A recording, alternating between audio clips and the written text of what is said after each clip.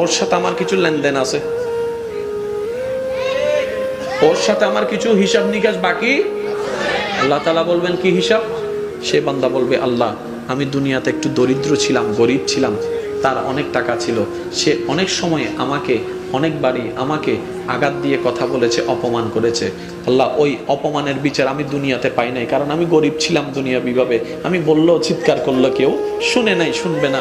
আল্লাহ ওইখানে শুনে নাই, কারণ ওইখানে তো আমার মালিক না, এখন তো তুমি আছো আমার মালিক। আল্লাহ আমাকে এই হিসাবটা একটু বুঝিয়ে দিতে বলো, কেন সে আমাকে অপমান করেছে। আল্লাহ তাআলা জিজ্ঞেস করবেন, ও বান্দা তোমার এই যে কথা বলছে ও কি সত্য বলছে?